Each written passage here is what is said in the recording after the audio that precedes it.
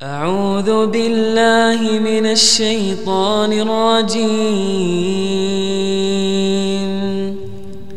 بسم الله الرحمن الرحيم. السلام عليكم ورحمة الله وبركاته.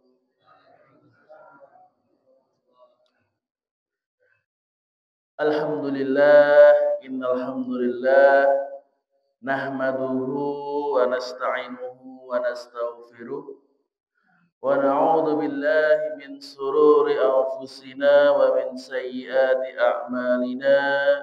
Man yahdihillahu fala mudilla lahu wa man yudlilhu fala hadiya lahu. Asyhadu an la ilaha illallah wahdahu la syarika lah wa asyhadu anna Muhammadan abduhu wa rasuluh, amma ba'd.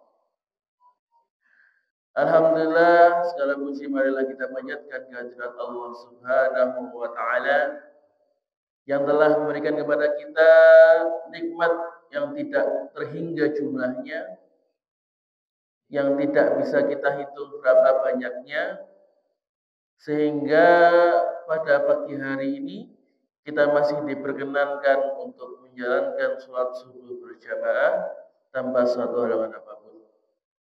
Salawat serta salam selalu kita haturkan kepada junjungan kita, uswah hasanah kita Nabi Muhammad sallallahu alaihi wasallam, kepada seluruh keluarganya, para sahabatnya, para tabi'in, para tabi'ut tabi'in, dan semoga kita semua selalu menjadi bagian dari pengikut beliau sampai hari kebangkitan.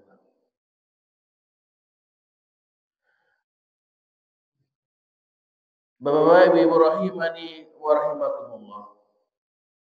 Rasulullah sallallahu alaihi wasallam menyampaikan kepada kita, beliau bersabda, innal harama bayyinun, innal halala bayyinun, wa innal harama bayyinun, wa bainahuma umurun mushtabihat. Bahwa yang haram itu sudah jelas, yang halal itu sudah jelas, dan yang diantara keduanya adalah perkara-perkara yang syubhat. Maka di sini diterangkan bahwa yang ada di dunia ini ada yang Allah jadikan halal bagi kita, boleh bagi kita untuk mengkonsumsinya, ada yang diharamkan oleh Allah untuk memakannya. Dan semuanya itu sudah jelas, sudah diterangkan dalam Al-Quran maupun hadis. Dan kenapa kok kita perlu memperhatikan halal dan haram dalam makanan kita? Karena yang pertama, makanan itu bisa mempengaruhi doa kita. Rasulullah Shallallahu Alaihi Wasallam pernah bersabda bahwa ada orang yang dia itu sedang bersafar, melakukan perjalanan, sehingga rambutnya itu kusut dan berdebu. Dengan safar itu termasuk salah satu penyebab doa itu mudah terkabul. Kemudian orang itu mengangkat tangannya ke langit secara berdoa, wahai Tuhanku, wahai Tuhanku. Ini sudah ketika kondisi safar, kemudian berdoa dengan adab-adab doa, mengangkat tangan dan memanggil ya Rob. Akan tetapi beliau berkata, padahal makanannya dari barang yang haram, minumannya dari yang haram, pakaiannya dari yang haram, diberi makan dari yang haram, maka bagaimana Allah akan memperkenankan doanya? Maka makanan yang haram, minuman yang haram, itu ketika kita konsumsi, itu bisa menghalangi terkabulnya doa. Maka bisa jadi ketika kok kita berdoa tidak terkabul, tidak dikabulkan, tidak pernah terwujud, bisa jadi salah satunya adalah masih ada makanan yang haram di dalam tubuh kita.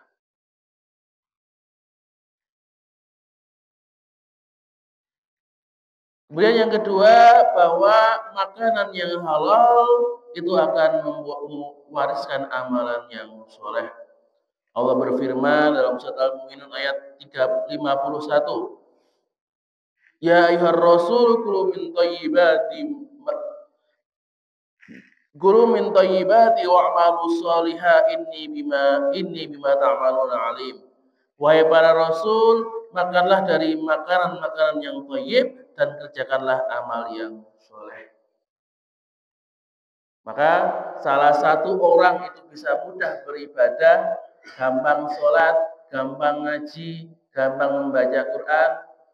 Salah satunya dengan memakan makanan yang thayyib, yaitu makanan yang halal, yang dan yang baik. Kemudian makanan halal itu juga bisa menjadi pencegah dan penawar dari berbagai macam penyakit. Dan yang terakhir, bahwa di akhirat nanti tidak ada tempat yang pantas untuk daging yang tumbuh dari makanan yang haram kecuali neraka. Dari Abu Bakar As-Siddiq radhiyallahu anhu, ia berkata, siapa yang dagingnya tumbuh dari pekerjaan yang tidak halal, maka neraka pantas untuknya. Hadis ini sahih. Di barang siapa yang dagingnya itu tumbuh dari makanan-makanan yang haram, tumbuh dari pekerjaan yang tidak halal, maka nanti di akhirat itu akan dibakar di neraka. Maka ini menunjukkan betapa pentingnya bagi kita untuk memperhatikan apa yang masuk ke mulut kita. Apakah itu halal ataukah haram. Nah, kalau masalah muamalat, kalau kita mau tahu apa yang halal, apa yang haram, maka kita harus pertama belajar yang haram dulu. Kenapa? Karena kalau dalam kaidah Islam, kaidah fikih, kalau masalah urusan dunia, al-aslu fil muamalati halalun. Bahwa asal muamalah, asal yang di dunia ini adalah halal sampai ada dalil yang mengharamkannya. Maka semua makanan, semua pekerjaan, hukum aslinya adalah halal sampai ada dalil yang melarang. Makanya kalau kita lihat di dunia ini, kalau dibandingkan yang halal atau yang haram, lebih banyak yang halal. Makanya kalau ada orang yang mengatakan kok yang haram saja susah, apalagi yang halal, ini berarti dia tidak benar-benar tidak mencari bagaimana halal lebih susah, padahal halal itu lebih banyak. Bagaimana kok mengatakan haram lebih mudah dibandingkan yang halal, padahal yang halal itu lebih melimpah. Maka kalau dikatakan yang haram itu apa? Maka haram itu bisa dibagi menjadi dua. Haram dari segi zatnya, jadi memang benda itu diharamkan, tidak boleh dimakan. Ada yang haram dari segi cara mendapatkannya. Kalau yang haram dari segi zatnya, ya misalnya babi, bangkai dan sebagainya. Kalau haram cara mendapatkannya, berarti bendanya halal. Misalkan daging sapi itu kan halal, nasi itu kan halal. Tapi cara mendapatkannya dari jalan-jalan kemaksiatan. Misalnya daging sapi dari hasil mencuri, dari hasil korupsi, beli nasi dengan uang berzina, beli makanan dengan uang hasil judi.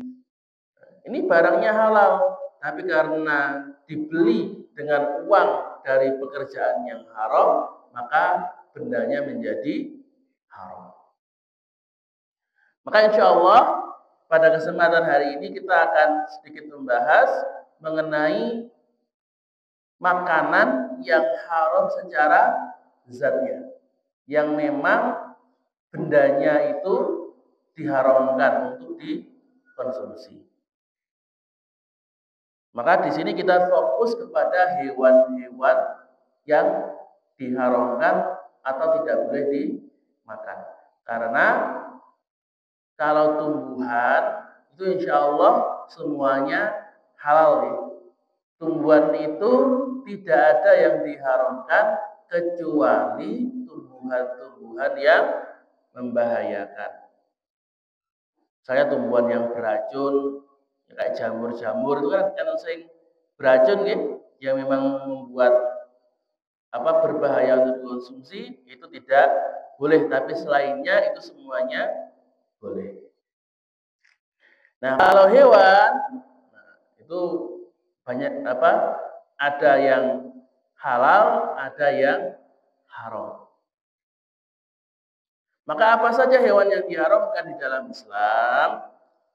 Nah, maka kalau di dalam ayat Al-Quran, makanan yang haram ini terangkum dalam surat Al-Maidah ayat 3. Sering kita dengar kan? Allah berfirman, "Hurrimat 'alaikumul maitatu wad-damu walahmul khinziri wa ma uhilla li ghairillahi bihi wal munkhaniqatu wal mawqudatu wal mutaraddiyatu wan natihatu wa ma akalas sab'u illa ma takaitum wa ma dhubi 'alan nusub." Bahwa yang diharamkan di sini apa saja?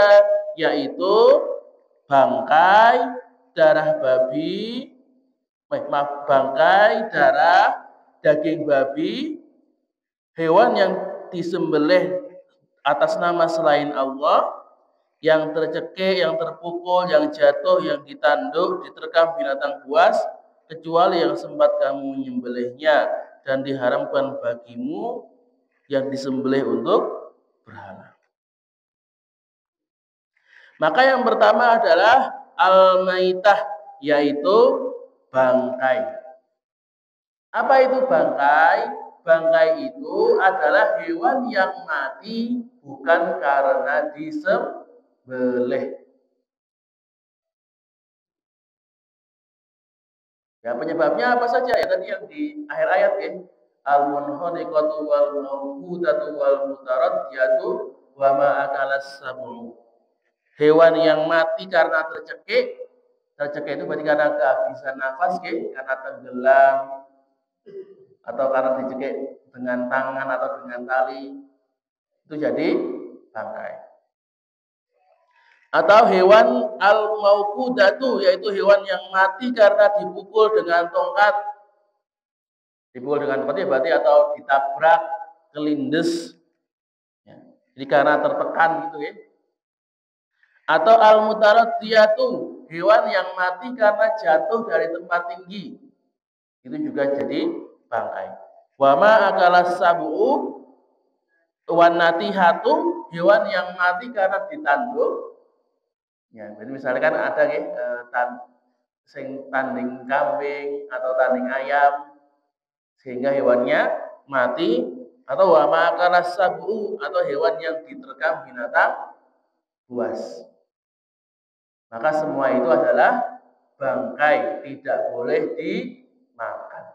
Kecuali setelah kelindes, setelah ketabrak, kok hewannya itu masih ada sisa-sisa nafasnya, masih sakaratul maut, belum mati, sempat kita sembelih, baru kalau masih sempat disembelih itu masih boleh dimakan. Misalkan naik mobil, tiba-tiba kok nabrak ayam, kelindes ayamnya. Nah, ayamnya itu masih bernafas, tapi menggeh-menggeh udah mau mati. Nah, kalau itu harus segera disembelih. Kalau masih sempat disembelih, jadi matinya karena disembelih, itu masih boleh dikonsumsi. Tapi kok ketika ditabrak, sudah mati di tempat, sudah tidak bernyawa lagi, maka itu menjadi bangkai, dan bangkai itu haram dimakan.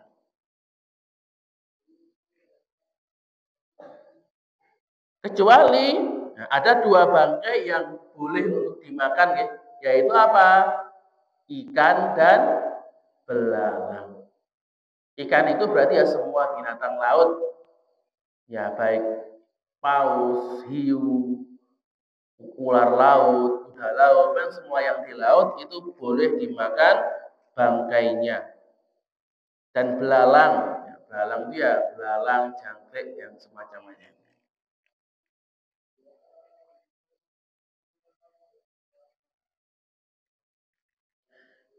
Kemudian itu yang pertama, yaitu al-maitah. Yang kedua, wadamu, yaitu darah yang mengalir. Kenapa dikatakan darah yang mengalir?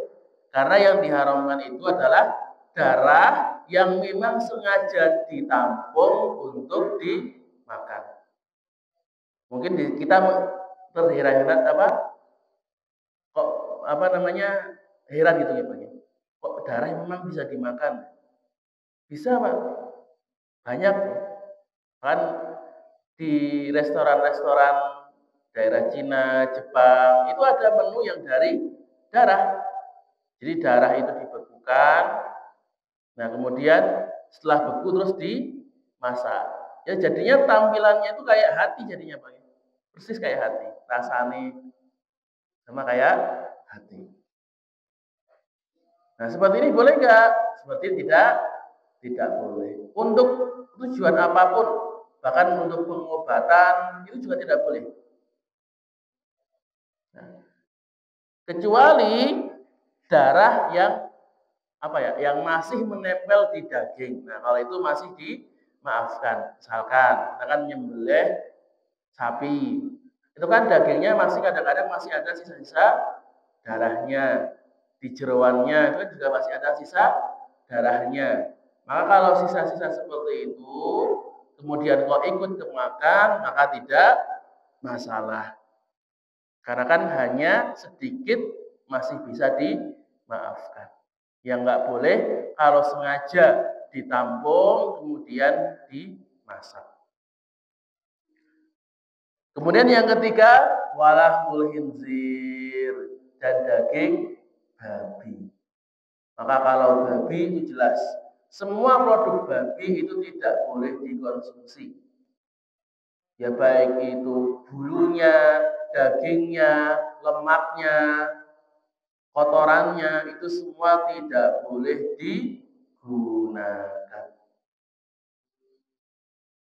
Kan kalau misalkan kalau di Sumatera itu kan babi itu masih jadi hama, jadi biasanya sering ada pemburuan babi hutan.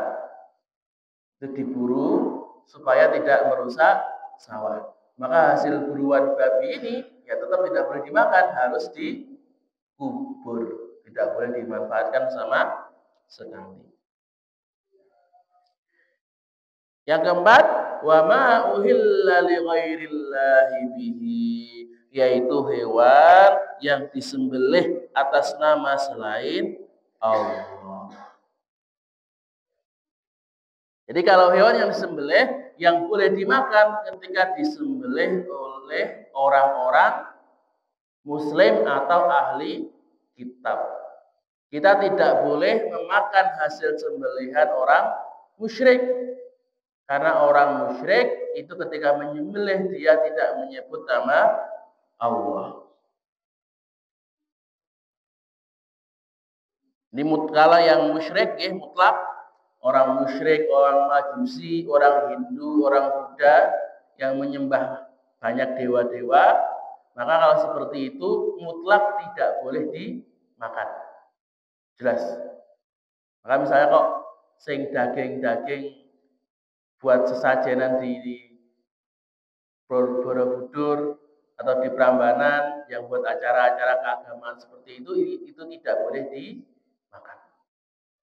Nah, kalau orang Yahudi dan Nasrani sembelihannya itu insya Allah masih boleh. Landasannya dari firman Allah Ta'ala, wa ta'amul ladzina utul kitaba hillul lakum. Maka makanan atau sembelihan yang diberi oleh ahli kitab itu halal bagimu. Selama mereka menyembelih dengan nama Allah, itu masih boleh kita makan. Tapi kalau misalnya orang Kristen itu kok menyembelih dengan nama Yesus misalkan, dan kita tahu bahwa dia menyembelih bukan atas nama selain Allah, maka itu tidak boleh dimakan. Kalau tidak tahu bagaimana? Kalau tidak tahu, kita kembalikan ke hukum asal, yaitu boleh. Maka misalkan orang Kristen jualan daging, itu insya Allah hukum asalnya masih boleh dibeli. Tentu lebih aman kalau kita membeli dari orang-orang Muslim, itu lebih selamat. Nah, misalkan kalau orang Muslim yang menyembelih, kemudian dia lupa membaca bismillah, apakah dagingnya halal? Kira-kira halal betul, Pak? Kalau ada orang Muslim lupa membaca basmalah, dagingnya halal atau tidak? Halal atau haram? Halal. Halal haram, Pak? Kalau lupa, ya bukan sengaja kalau lupa, insya Allah masih halal, masih dimaafkan. Selama yang menyembelih itu Muslim dengan tangannya, itu kalau misalnya memang lupa, tidak sengaja, masih dimaafkan dan masih halal. Tapi kalau yang menyembelih mesin, kan ada mesin penyembelih kayak ayam itu kan biasanya langsung berapa ratus ayam per menit. Nah, kalau menyembelih sembelihan mesin seperti itu, maka kalau pendapat yang paling kuat, setiap kali mesinnya menyembelih itu harus ada orang yang mengucapkan basmalah. Jadi ada satu orang pekerjaannya itu di samping mesin penyembelihan, setiap mesinnya memotong leher, dia mengucapkan basmalah. Jadi kerjaannya itu setiap hari bismillah, bismillah, bismillah, bismillah. Ini pekerjaan paling enak ya Pak ya. Kerjaannya cuma zikir. Setiap hari bismillah, bismillah, bismillah, bismillah, bismillah. Ini pendapat yang paling kuat. Dan yang terakhir, kalau dalam Al-Quran yang diharamkan adalah hewan yang disembelih untuk selain Allah. Jadi bisa jadi dia menyembelih dengan nama Allah, tapi ternyata buat sesajen, buat acara-acara kemusyrikan, maka ini tidak boleh dimakan. Contohnya hewan yang buat nyadran, ya buat ngelarung laut. Kan biasanya yang dilarung kan kepala kerbau, kemudian dagingnya kan dimakan bareng. Maka seperti ini kita tidak boleh ikut makan. Karena kan dia menyembelih untuk penghuni laut, bukan untuk Allah. Atau orang yang bikin sesajen, baik sesajennya di kuburan, sesajennya di bawah pohon, di tempat-tempat keramat, itu juga tidak boleh dimakan. Dibuang monggo, dirusakkan ya kalau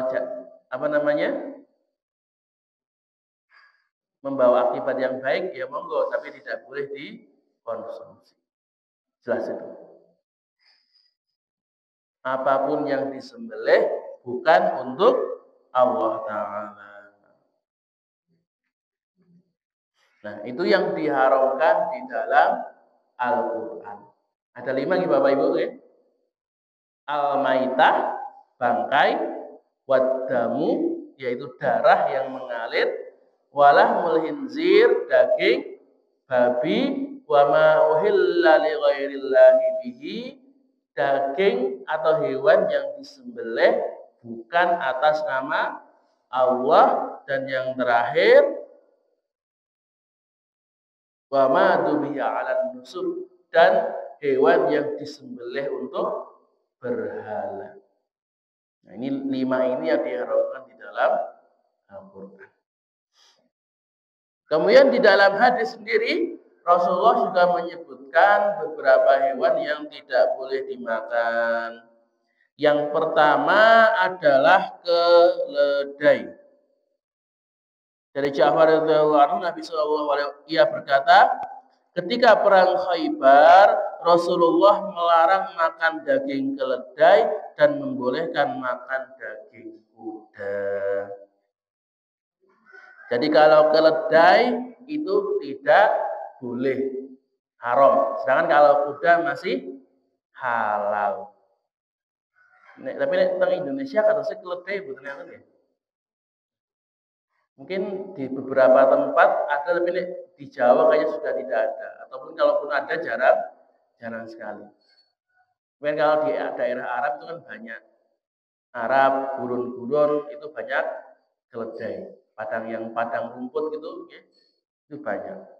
Nah kalau keledai itu haram, tapi kalau kuda itu masih halal.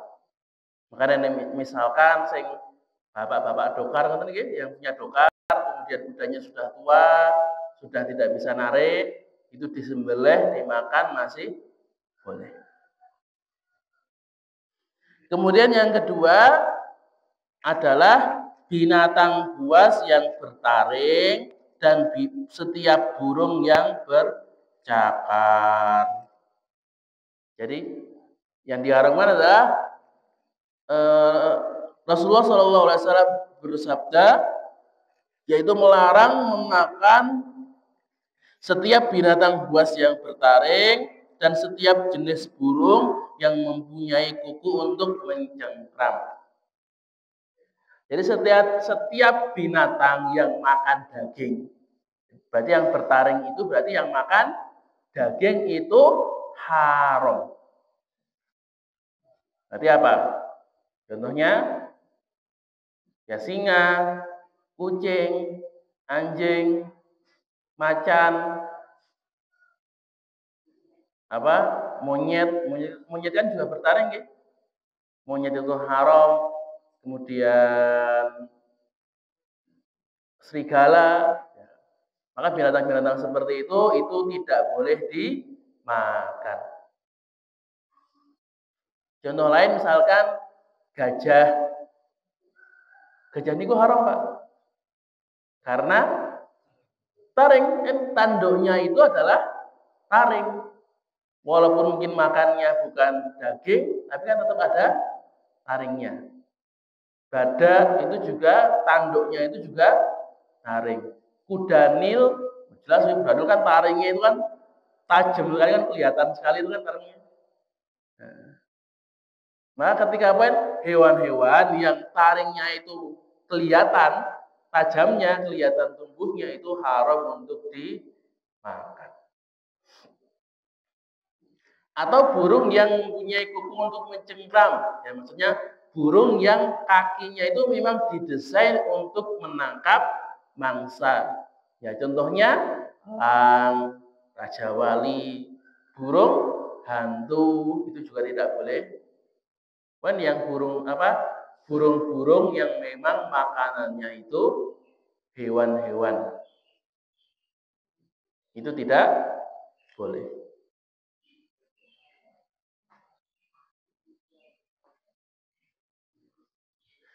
Yang ketiga, hewan yang diperintahkan untuk dibunuh. Jadi memang ada hewan yang menurut syariat ketika kita menemuinya itu harus segera dibunuh karena membahayakan. Hewan apa saja itu? Dari Aisyah radhiyallahu anha, Nabi sallallahu alaihi wasallam bersabda, ada 5 jenis hewan fasik yang boleh dibunuh ketika sedang ihram, yaitu tikus, kalajengking, burung raja wali, burung gagak, dan anjing galak. Nah, ini hewan yang digolongkan fasik, ya. Jadi ketika ditemui itu harus dibunuh. Bahkan ketika ihram boleh membunuh hewan tersebut karena membahayakan. Jadi tikus, kalajengking, burung raja wali, kemudian burung gagak, dan anjing galak. Itu berarti anjing sing model anjing yang menerkam itu ya, model-model anjing yang buat polisi itu yang memang kalau menerkam bisa sampai membunuh orang. Nah, itu kalau misalnya anjingnya liar mengganggu harus dibunuh. Kemudian ada hewan yang lain yang digolongkan fasik dan harus dibunuh adalah tokek atau cicak. Jadi ini cicak itu sebenarnya boleh dibunuh ya Bang ya. Jadi ada cicak di dinding kemudian jepret itu malah dapat pahala. Karena Rasulullah sendiri yang menyuruh untuk membunuh cicak. Maka hewan di sini itu walaupun disuruh untuk dibunuh, maka tetap tidak boleh dikonsumsi. Jadi tidak boleh makan tikus, kalajengking, ular, hewan-hewan yang membahayakan seperti itu tidak boleh dimakan. Kemudian yang kelima adalah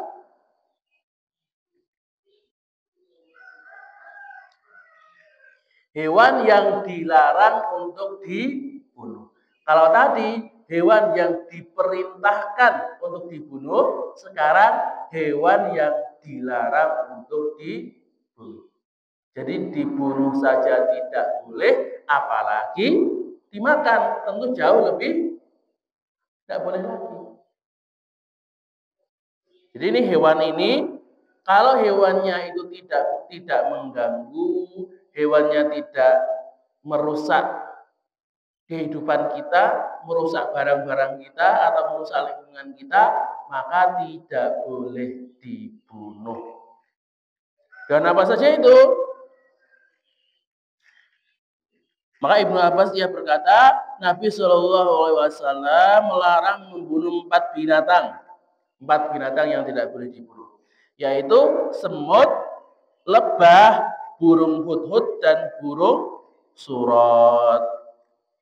Nah, kalau burung hudhud, burung surot di Indonesia boten enten nggih. Maka yang ada adalah semut dan lebah.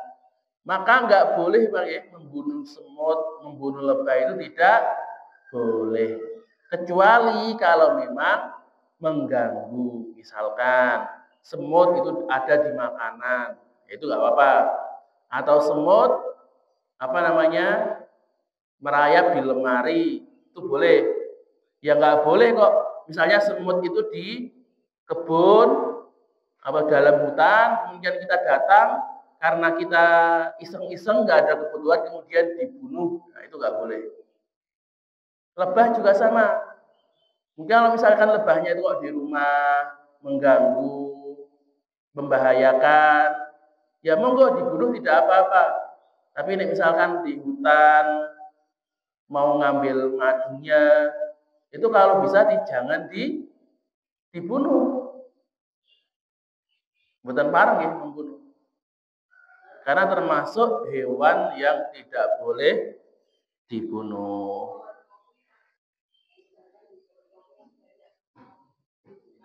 Oh, ambil kopinya. Oke, kalau memang bisa tanpa membunuh, lebih baik loh. Kalau saya tidak bisa ya, kalau bisa. Kalau nggak bisa ya karena memang terpaksa ya insya Allah betul-betul karena terpaksa. Karena kan tetap harus kopinya harus diambil. Kalau nggak diambil kan mubazir.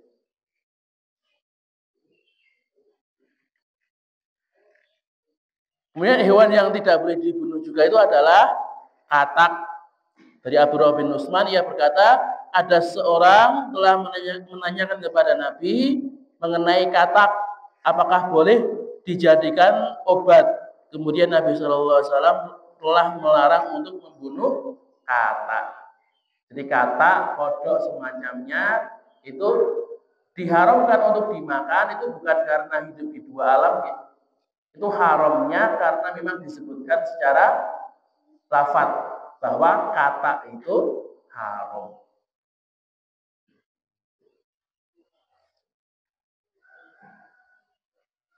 Nah, kalau hewan-hewan yang di dua alam bagaimana hewan-hewan yang hidup di dua alam selain katak? Maka kalau secara hadis itu tidak ada dalil yang dalil yang jelas bahwa hewan di dua alam itu haram, itu tidak ada dalilnya yang secara jelas menyebutkan hal tersebut. Makanya Imam Madhab itu beda pendapat. Kalau Imam Maliki itu membolehkan secara mutlak. Jadi semua hewan seperti katak, kura-kura, kepiting yang hidup di dua alam itu mutlak boleh.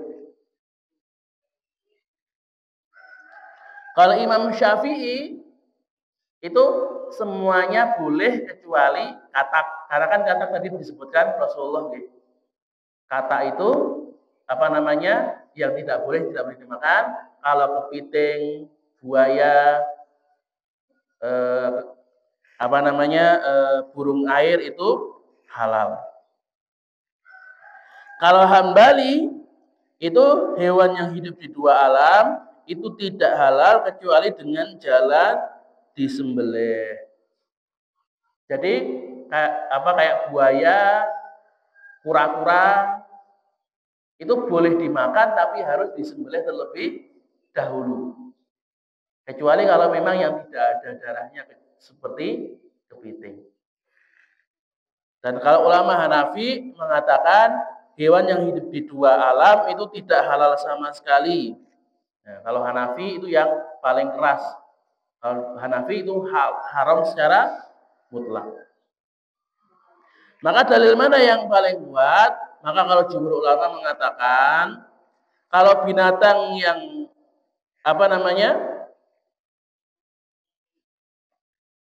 kalau binatang yang bisa hidup di dua alam, kalau misalkan hidupnya itu mayoritas di air, jadi di darat itu hanya sekali saja, maka itu kita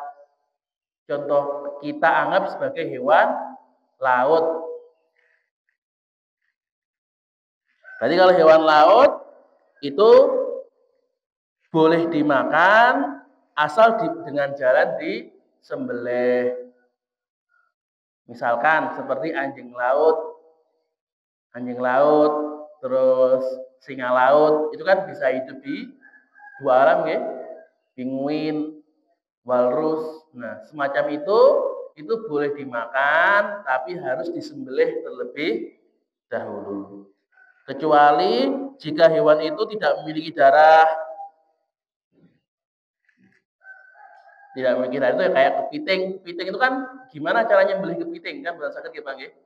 Lobster barang itu kan tidak bisa disembelih. Maka kalau itu boleh langsung dimakan.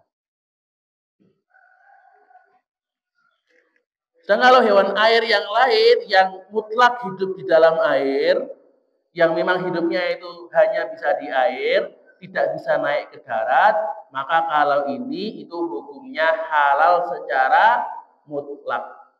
Apapun hewannya, selama dia tidak beracun, selama dia tidak membahayakan untuk dimakan, itu boleh dimakan. Allah Ta'ala berfirman, "Uhilla lakum shaydul bahri wa ta'amuhu." Dihalalkan bagimu binatang buruan laut dan makanan yang berasal dari laut. Maka Rasulullah bersabda, air laut itu suci dan bangkainya pun halal. Maka semua hewan air itu halal, nggak harus disembelih. Semuanya, ikan, ya bulu babi,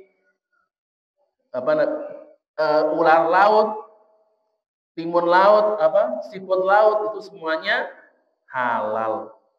Bahkan yang binatang-binatang buas kayak hiu boleh, paus pemburu boleh, cumi-cumi yang makan daging itu boleh juga. Semuanya boleh.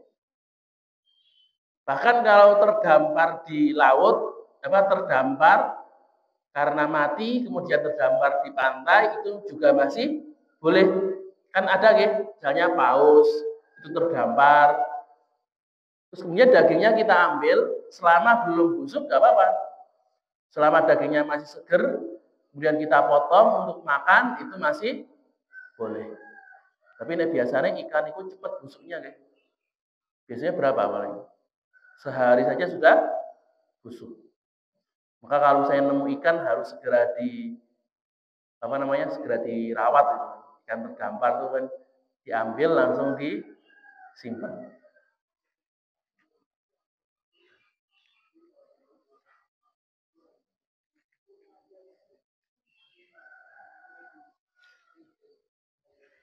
Kemudian ada hewan yang dibolehkan lagi adalah hewan hasil buruan.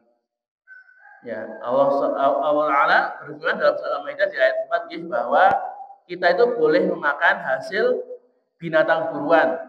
Jadi misalkan kita itu punya anjing buruan, kemudian kita gunakan untuk berburu, maka hasil terkamannya ini boleh dimakan. Walaupun mungkin setelah diterkam sudah mati duluan, belum sempat disembelih, itu insya Allah masih boleh dimakan.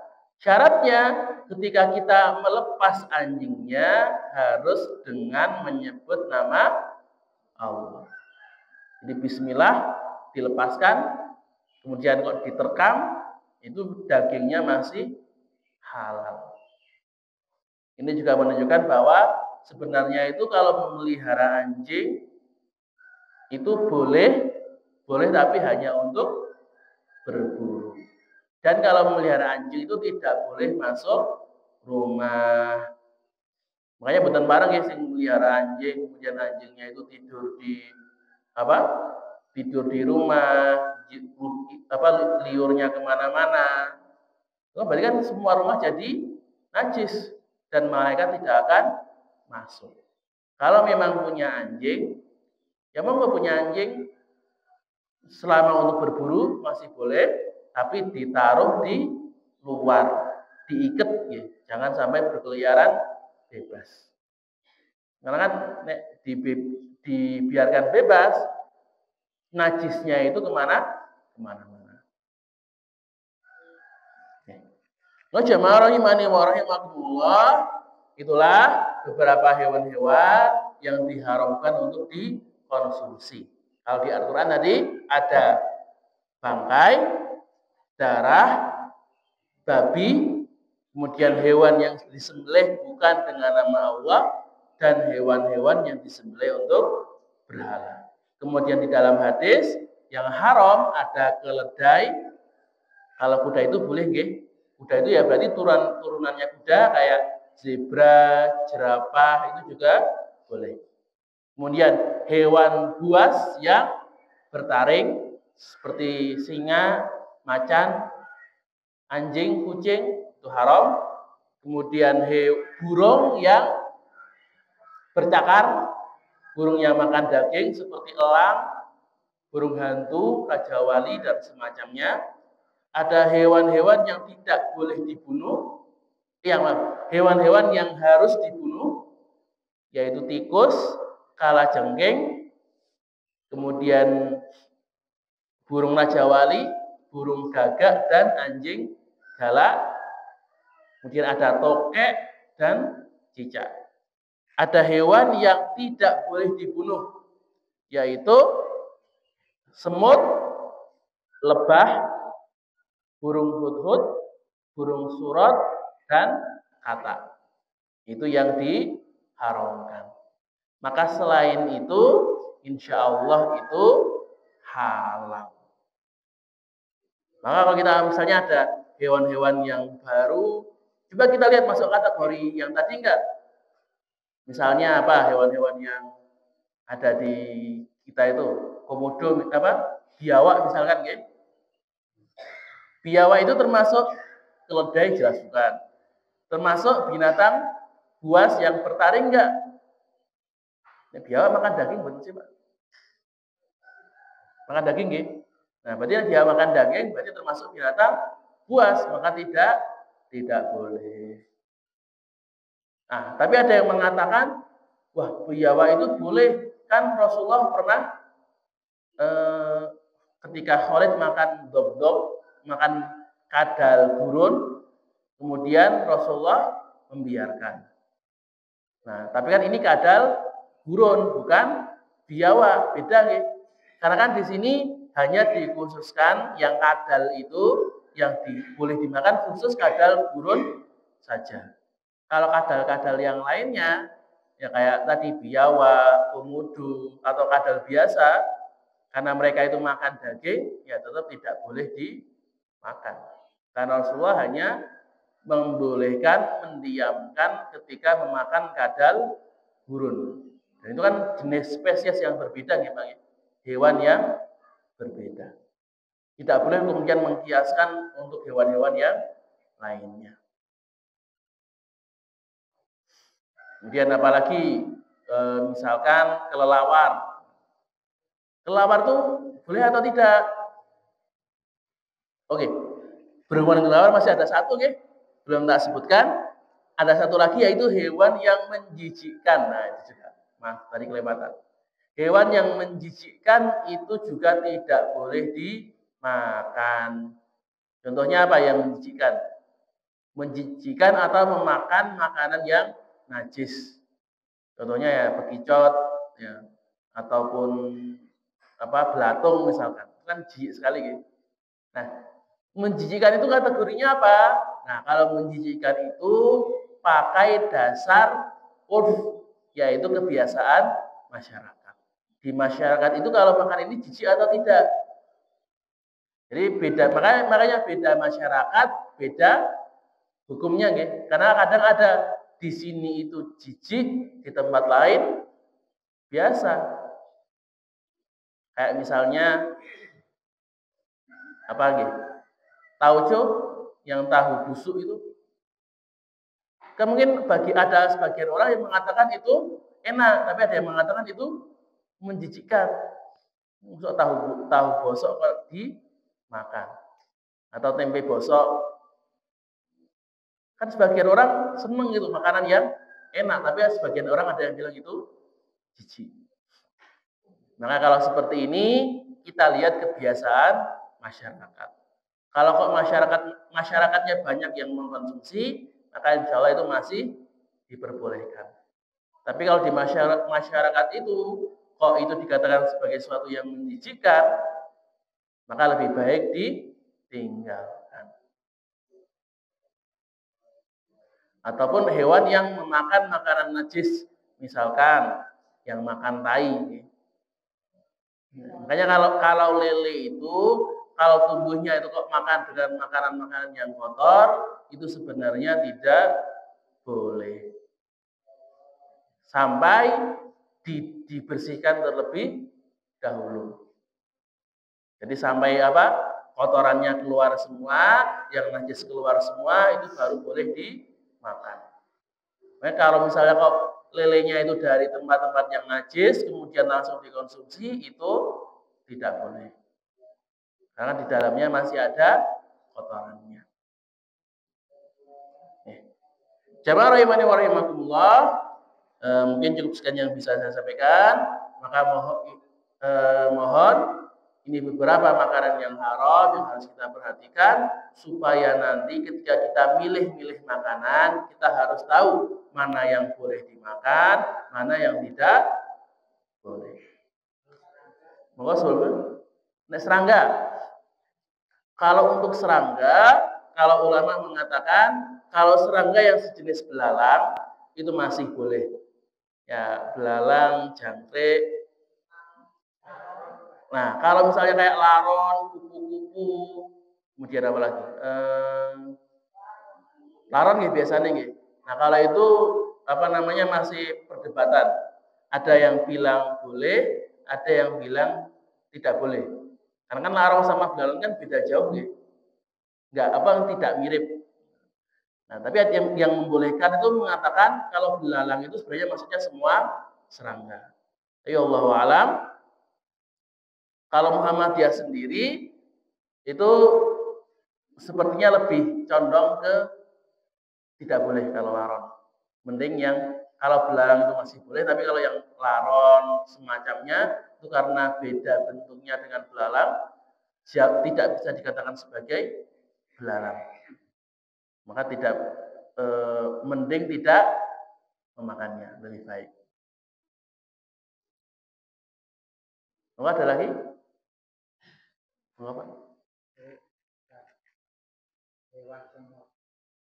Mungkin kebanyakan orang merasa berat kalau memang semut itu bisa berbunuh kan gitu kan.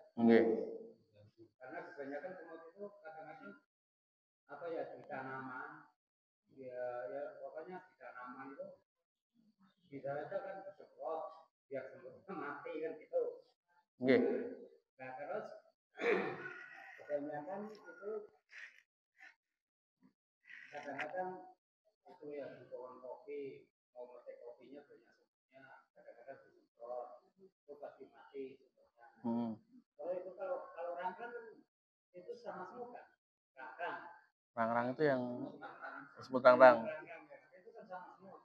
Itu kadang-kadang kan orang pas punya pohon ada rang-rangnya kan rumahnya gede gini kadang-kadang dibakar gitu. Nah itu kan tadi kan nggak boleh kalau semut dibunuh itu. Nah itu terus gimana? Kalau memang secara hukum asal semut itu tidak boleh dibunuh. Tapi kalau memang mengganggu itu dimaafkan. Misalkan tadi semut kok di rumah di lemari kan mengganggu itu boleh dibunuh. Atau misalnya semut tadi di kebun di pohon kopi kita mau metiin kopinya. Kalau kita terganggu kok semutnya itu tadi misalnya ketika kita metii kemudian gigitin kita, nah itu boleh dibunuh. Karena kan mengganggu. Atau misalnya jenis-jenis semut yang semut api, itu kan walaupun kalau kena gigit kan bisa langsung bengkak, nah itu boleh dibunuh. Karena kan memang mengganggu dan berbahaya. Yang tidak boleh itu misalkan ini Pak, sedang lewat di selokan misalkan, itu ada semut lewat, nggak mengganggu, nggak apa-apa, kemudian karena kita iseng aja disiram air atau disemprot.